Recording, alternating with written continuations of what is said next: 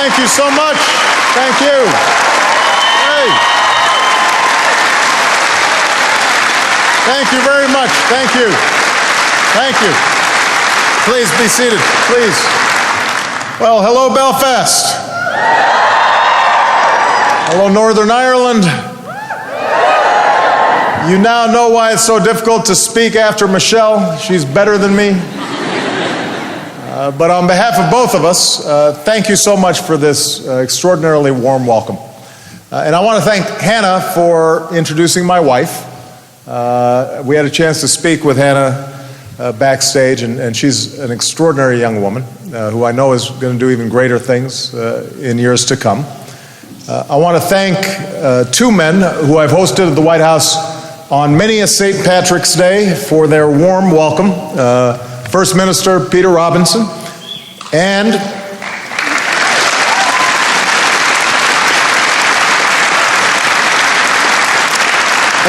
Deputy First Minister Martin McGuinness.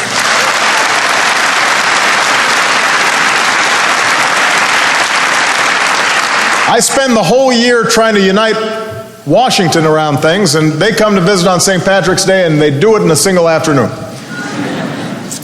I want to thank the Secretary of State for Northern Ireland, Teresa Villiers.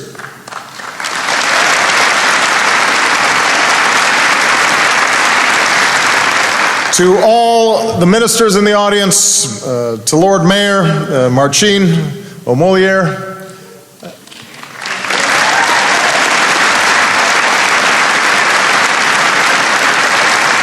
and I want to thank all the citizens of Belfast and Northern Ireland for your hospitality.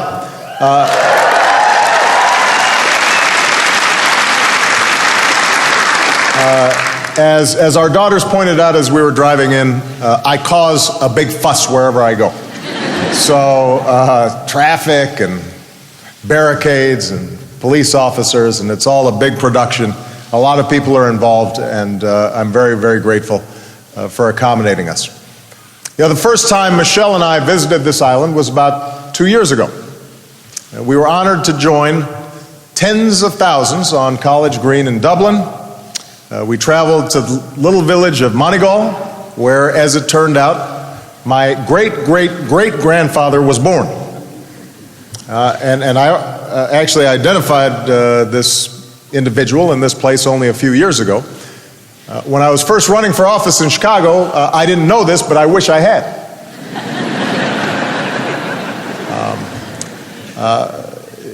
When I was in Chicago, as I was campaigning, they'd look at my last name, and they'd say, "Oh, there's an Obama from the homeland running on the South Side, so he must be Irish, but I've never heard the Gaelic name Barack."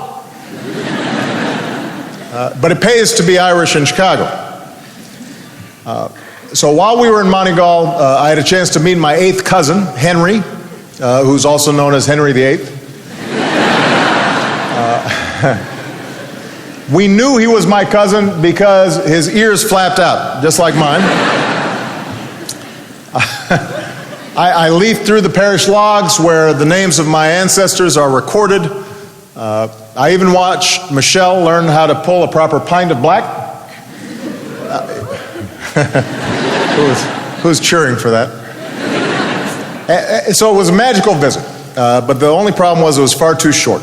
A volcano in Iceland forced us to leave before we could even spend the night. So we've been eager for a chance to return to the Emerald Isle ever since.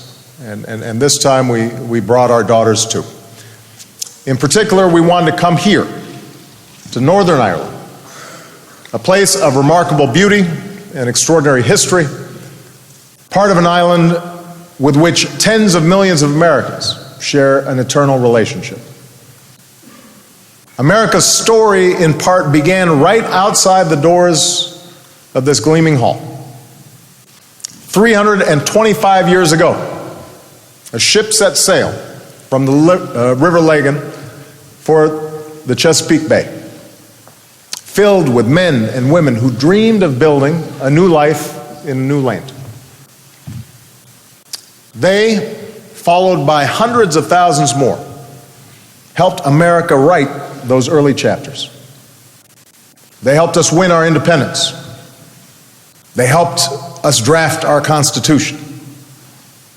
And soon after, America returned to Belfast, opening one of our very first consulates here in 1796, when George Washington was still president. So today, names familiar to many of you are etched on schools and courthouses and solemn memorials of war across the United States. Names like Wilson and Kelly, Campbell and O'Neill. So many of the qualities that we Americans hold dear, we imported from this land. Perseverance, faith, an unbending belief that we make our own destiny, and an unshakable dream that if we work hard and we live responsibly, something better lies just around the bend. So our histories are bound by blood and belief, by culture and by commerce. And our futures are equally, inextricably linked. And that's why I've come to Belfast today, to talk about the future we can build together. Your generation, the young generation, has come of age in a world with fewer walls. You've been educated in an era of instant information. You've been tempered by some very difficult times around the globe. And as I travel, what I've seen of young people like you around the world show me these currents have conspired to make you a generation possessed by both a clear-eyed realism, but also an optimistic idealism. A generation keenly aware of the world as it is, but eager to forge the world as it should be. And when it comes to the future we share, that fills me with hope. Young people fill me with hope. Here in Northern Ireland, this generation has known even more rapid change than many young people have seen around the world. And while you have unique challenges of your own, you also have unique reasons to be hopeful. For you are the first generation in this land to inherit more than just the hardened attitudes and the bitter prejudices of the past. You're an inheritor of a just and hard-earned peace. You now live in a thoroughly modern Northern Ireland. Of course, the recessions that spread through nearly every country in recent years have inflicted hardship here too, and there are communities that still endure real pain. But day to day, life is changing throughout the North. There was a time people couldn't have imagined Northern Ireland hosting a gathering of world leaders, as you are today. And I want to thank Chief Constable Matt Baggett for working to keep everyone safe this week.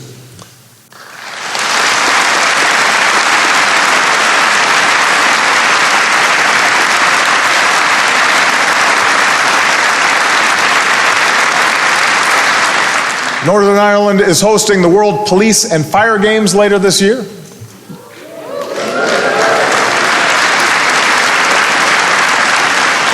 Which Dom Mary Peters is helping to organize.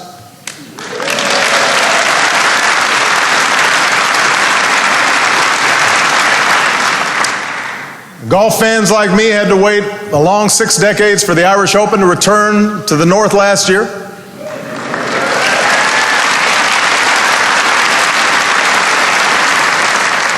I am unhappy that I will not get a few rounds in while I'm here. I did meet Rory McIlroy last year, and Rory offered to get my swing sorted, which was a polite way of saying, Mr. President, you need help. None of that would have been imaginable a generation ago. And Belfast is a different city. Once abandoned factories are rebuilt, former industrial sites are reborn. Visitors come from all over to see an exhibit at the MAC, a play at the Lyric, a concert here at Waterfront Hall. Families crowd into pubs in the Cathedral Quarter to hear Trot. Students lounge at cafes, asking each other, "What's the crack?" Right? Hey.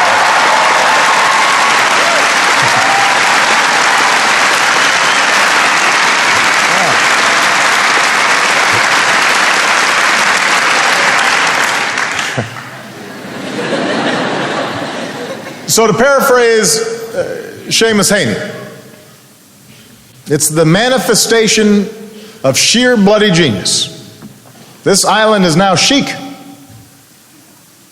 And these daily moments of life in a bustling city, a changing country, it may seem ordinary to many of you, and that's what makes it so extraordinary.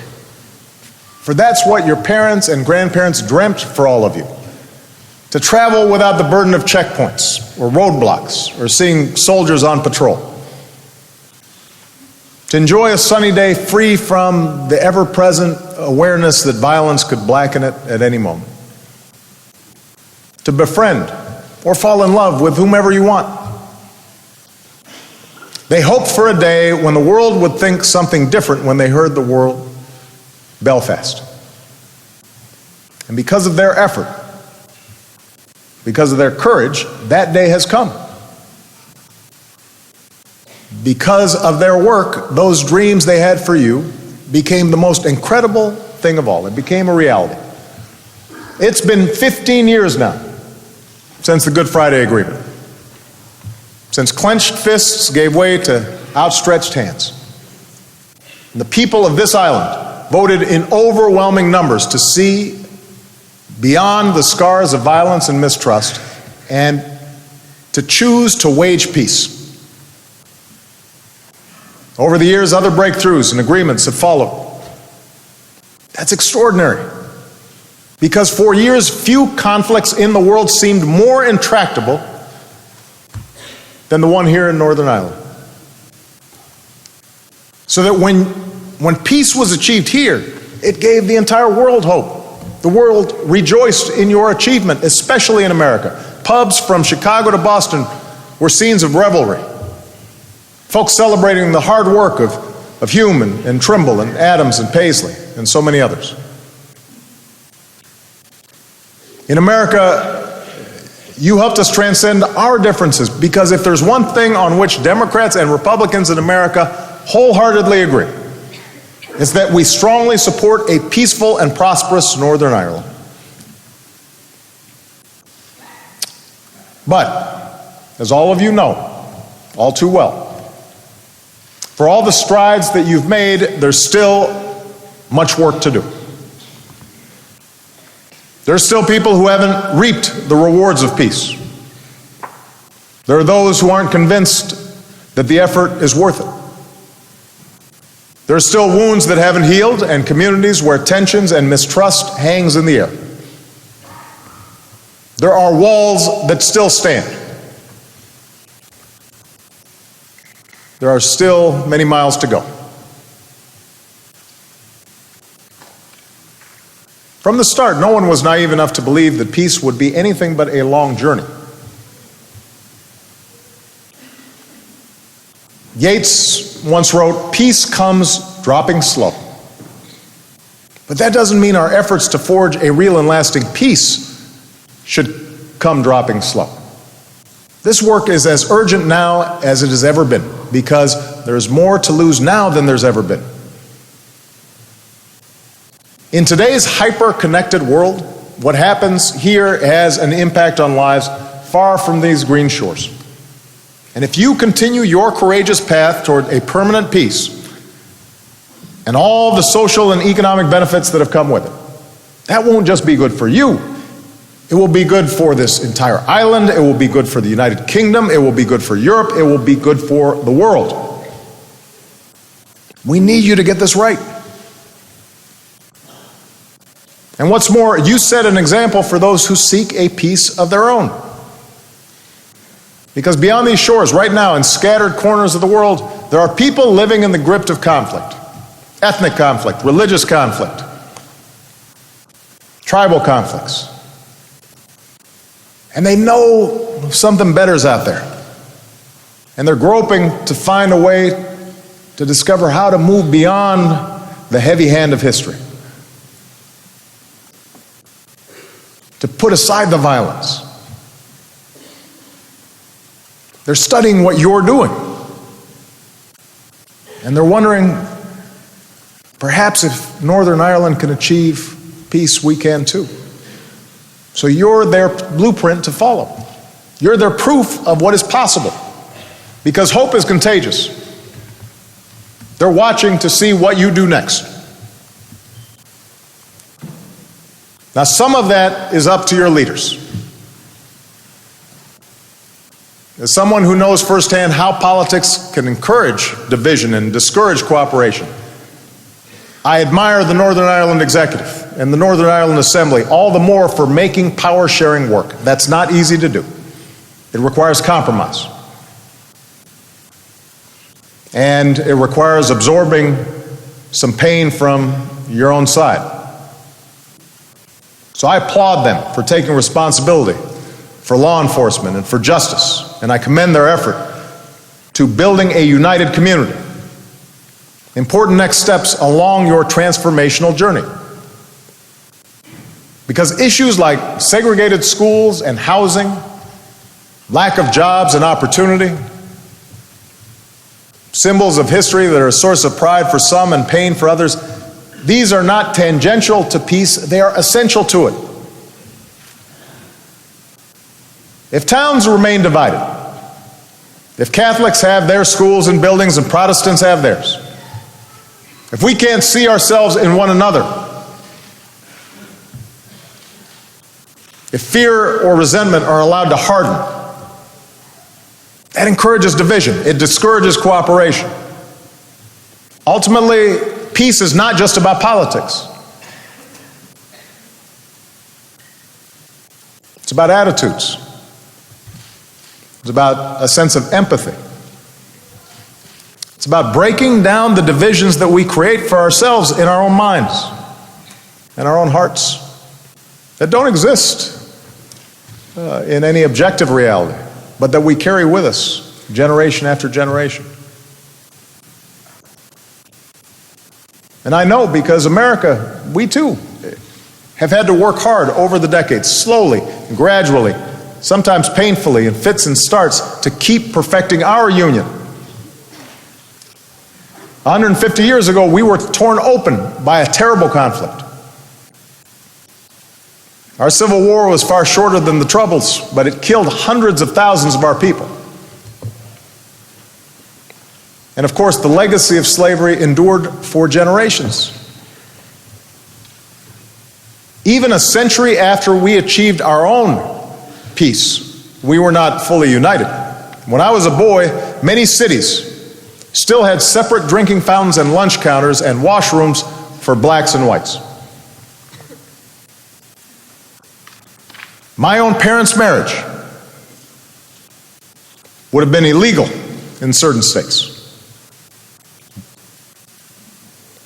Someone who looked like me often had a hard time casting a ballot, much less being on a ballot.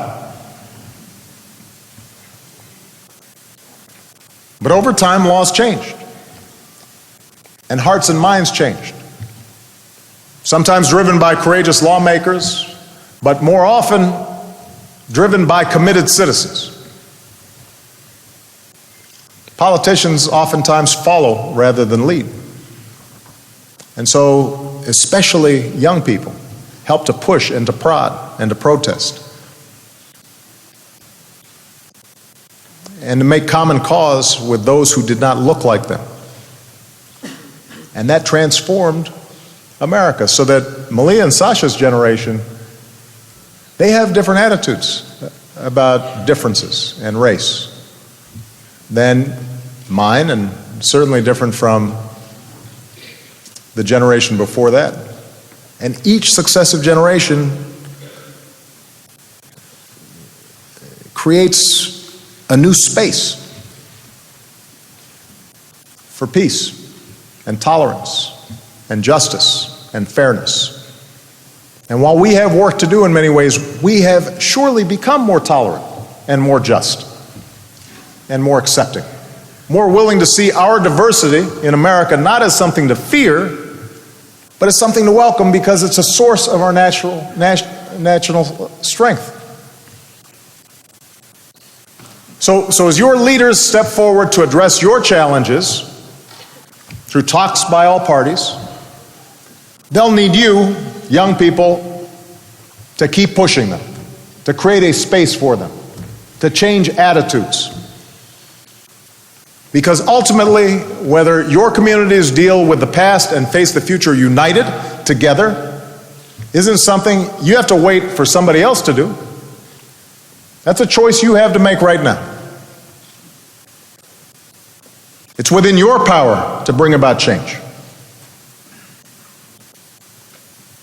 Whether you are a good neighbor to someone from the other side of past battles, that's up to you. Whether you treat them with the dignity and respect they deserve, that's up to you. Whether you let your kids play with kids who attend a different church, that's your decision. Whether you take a stand against violence and hatred and tell extremists on both sides that no matter how many times they attack the peace, they will not succeed, that is in your hands. And whether you reach your own outstretched hand across dividing lines, across peace walls, to build trust in a spirit of respect, that's up to you. The terms of peace may be negotiated by political leaders, but the fate of peace is up to each of us.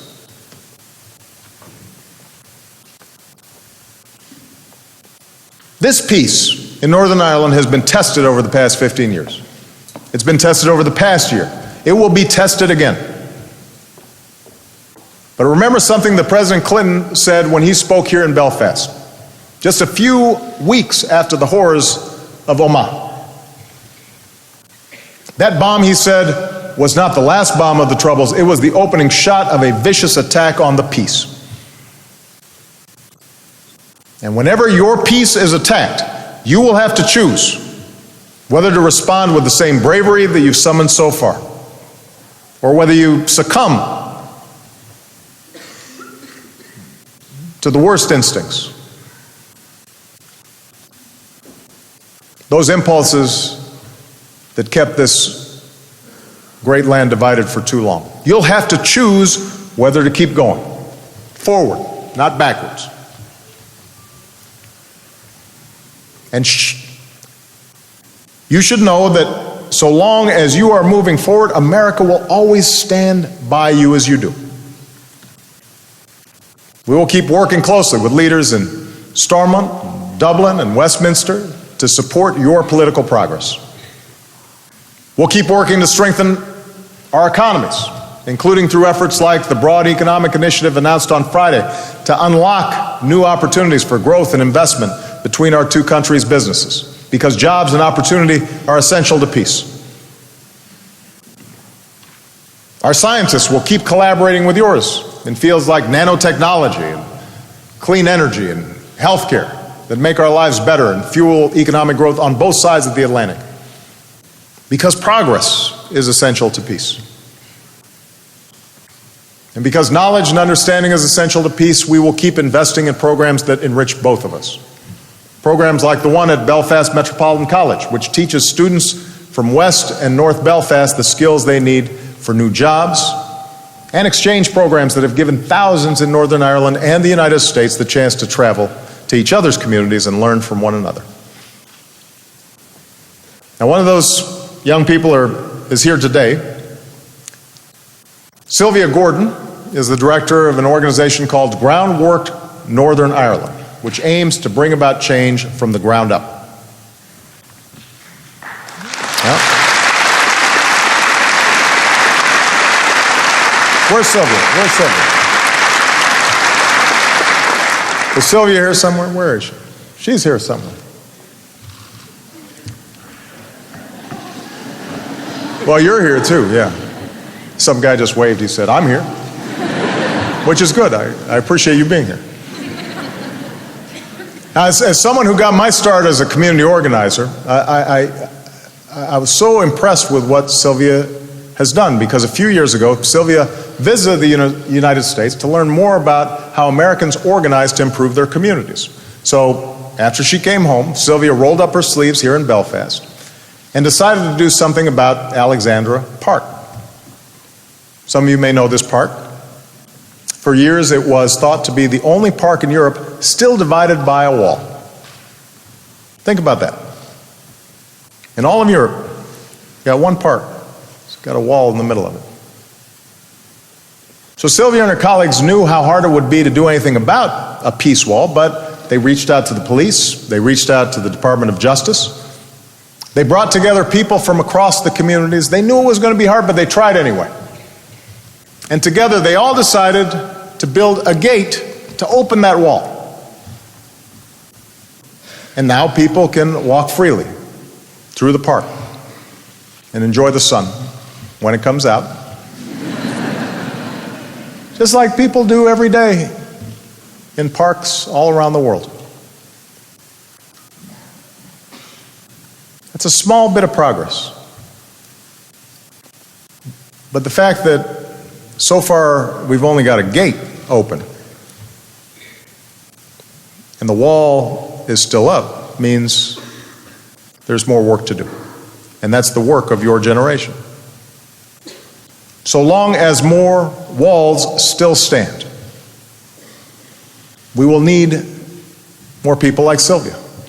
We'll need more of you, young people, who imagine the world as it should be, who knock down walls, who knock down barriers, who imagine something different and have the courage to make it happen. The courage to bring communities together, who make even the small impossibilities a shining example of what is possible. And that, more than anything, will shape what Northern Ireland looks like 15 years from now and beyond. All of you, every single young person here today, possess something the generation before yours did not, and that is an example to follow.